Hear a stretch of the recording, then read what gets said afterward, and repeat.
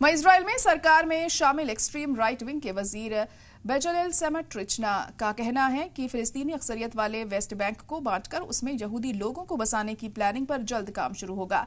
इस दौरान इजराइल काफी लंबे वक्त से नाफिज करने की इसे फिराक में है। इस प्लान में ईस्ट यरूशलेम को फिलिस्तीनी अक्सरियत वाले इलाके से अलग कर दिया जाएगा। इससे आजाद फिलिस्तीन मुल्क के तश्कील का ख्वाब हमेशा के लिए ख्वाब ही रह जाएगा।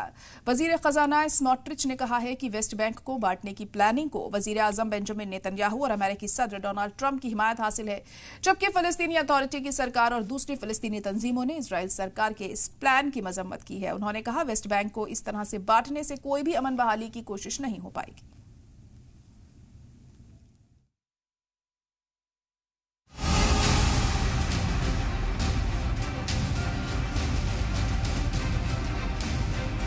ऐसा लग रहा है कि इस बार इजराइल अपनी आखिरी जंग लड़ रहा है।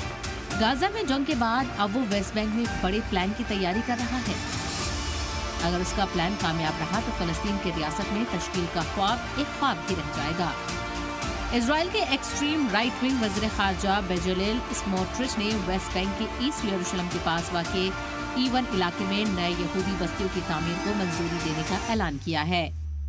ये प्लान 2 दिहाई से तनाज़े में रहा है, क्योंकि इसके पूरा होने पर रामल्ला और बैथलहम के बीच सीधी सड़क टूट जाएगी और फलस्तीनियों को लंबा चक्कर लगाकर कई चेक पॉइंट पार करने होंगे।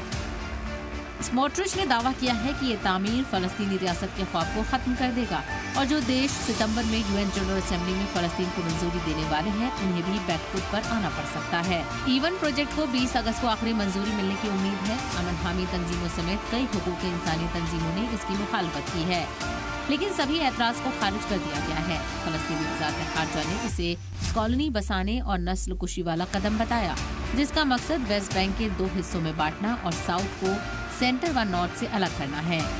UN secretary general Antonio Guterres ने भी इसे आलमी कानून की खिलाफ वर्जी बताते हुए रोकने की मांग की है। UN के मुताबिक E1 इलाके में तामीर होने से वेस्ट बैंक 2 हिस्सों में कट जाएगा और एक आजाद फलस्तीन रियासत बनाने के इम्कानात तकरीबन खत्म हो जाएंगे।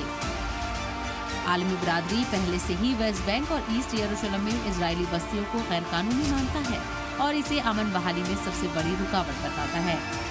मौजूदा वक्त में वेस्ट बैंक और ईस्ट यरूशलेम में 7 लाख से ज्यादा इजरायली बस चुके हैं, जबकि फलस्तीन इन इलाकों को अपने आजाद मुल्क का हिस्सा मानता है।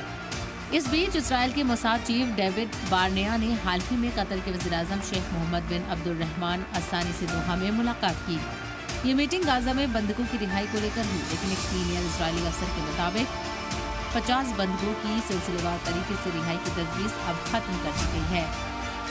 इसके मायने काफी गहरे हैं। असल में वज़ीर-ए-आज़म बेंजामिन नेतन्याहू पहले ही वाज़ेह कर चुके हैं कि अब इजराइल की तरजीह सभी बंधकों को एक साथ छुड़ाने और जंग को अपनी शर्तों पर खत्म करने की है। मीटिंग एक ऐसे वक्त में हुई जब हमास का एक वफ्द भी कतर पहुंचा है, ताकि बातचीत को फिर से जिंदा किया जा सके और इजराइल के गाजा पर और बड़े हमले को रोका जा सके।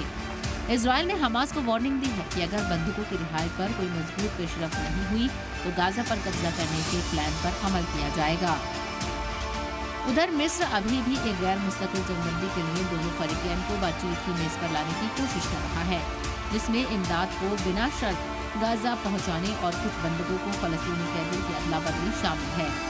लेकिन जिस तरह से तकसीम का प्लान इजराइल बना रहा है, वो आने वाले वक्त में फलस्तीन की रियासत तामीर में एक बड़ी मुश्किल बन सकता है। अब देखना यह है कि क्या इजराइल आलमी दबाव में आकर अपना प्लान वापस लेगा या अमेरिका की हिमायत के साथ अपने रुख पर अड़ा रहेगा। ब्यूरो रिपोर्ट, सलाम टीवी।